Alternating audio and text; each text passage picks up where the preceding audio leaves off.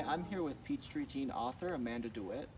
With my new book, Ace is Wild, I'm here with my friend Dino, who's going to help me with this Q&A for Boulder Bookstore. I have my friend Augie on camera here. It takes a village. Okay, take it away. Ready for the first question? Can you give us a short synopsis of your book? And remember, no spoilers. So my book, Ace is Wild, a Heist, is about 5 asexual teens doing a Las Vegas heist. It's about Jack Shannon. He is the son of a casino mogul in Las Vegas who was arrested for her various crimes, but he knows that she was actually blackmailed by her greatest enemy, Peter Carlavaro. So he brings in his friends, who are all asexual, to take him down and free his mom. So what inspired you to write this book? I was inspired, I guess, by the title mostly. It was the first thing I thought of. Of course, asexuals love a pun. So obviously, Ace, card, Las Vegas. I kind of went from there. One big thing for me was I wanted to have more than one asexual character. So I guess I kind of doubled down and went with 5. Nice. Did you have to do any research to write about gambling and organized crime? So I did some research. I read a book called 21, Bringing Down the House. I do not remember the author right now. But yeah, it's about the MIT students who card counted in Las Vegas to cheat at blackjack. So that kind of helped the card counting aspects, which didn't end up being like as big a thing as it was when I first conceived it, but that kind of helped the Las Vegas flavor. So what does it mean to be asexual and in love, and why is it important for you to include that in your book? I think it's important in that, like, the separation of sex and love, in that, like, society tends to push, like, a very, like, sex-driven kind of idea. But you can be in love romantically while being asexual without the sexual component, or to a different degree than most people. But also the book is kind of about, different types of love, about, the love of your friends, the love of your family, and, how important that is too. Can you tell us about your writing process? It is messy. I don't outline. I've never met an outline that I liked. They're my enemy, in fact. So I just write the first draft, and then I go, that's bad, and I fix it from there. Because I can't edit the story until I know what the story is. So I guess I just write the story. What are a couple books you read during the pandemic that you really loved? So 2 of my new favorites, I brought them here today.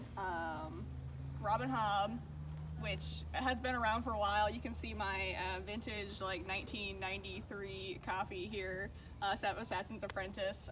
These ones, she has like 16 books. They're pretty chunky, old fantasy. Those got me through quite a bit. I really love those. My other favorite was Alphabet Squadron by Alexander Freed. A big Star Wars fan. And so I was really excited to discover these and how good they are. I will say, even if you're not a big Star Wars fan, like my friend Augie behind the camera, it's still very good and very accessible for Star Wars, like, even not big fans, so just saying. Interesting, and I think we're all very excited about your book. Can you read us a short passage? I guess I can. Technically, I have not read out loud from it before, so this will be new.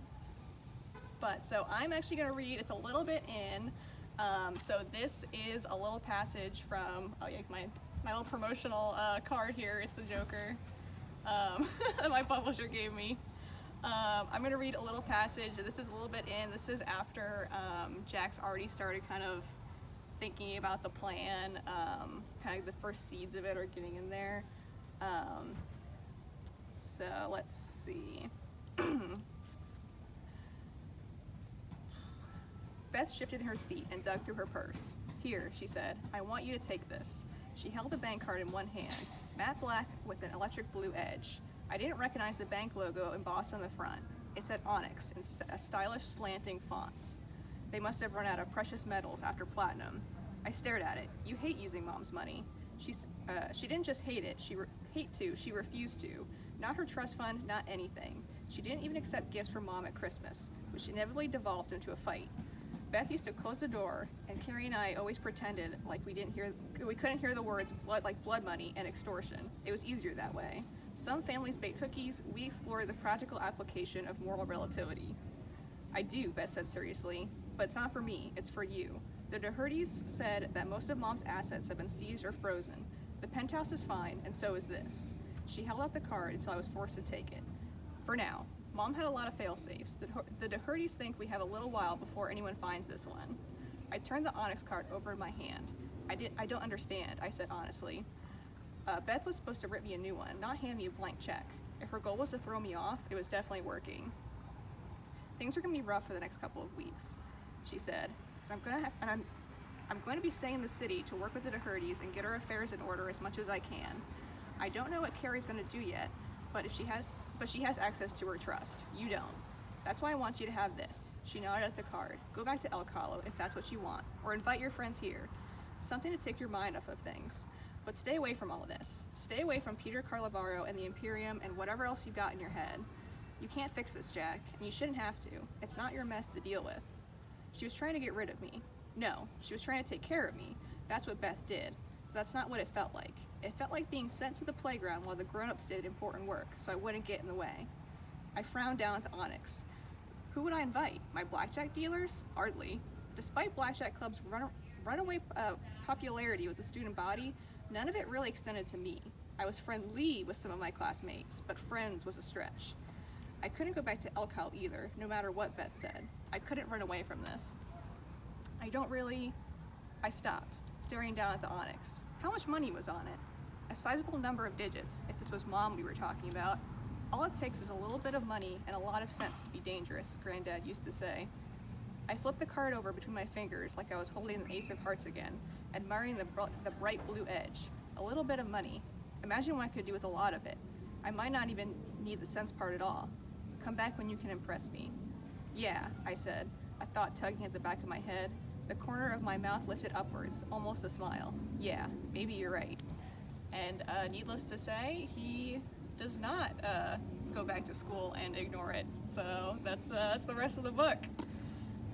Yeah, so I think that's it. And so yeah, thank you for watching, and Dino and Augie for assisting me, and thank you to the Boulder Bookstore for doing this video. This is Wild Heists. Is it out? It's out now. Where can you buy it? You can buy it anywhere. Anywhere. But especially the Boulder Bookstore. All right, thanks. Bye.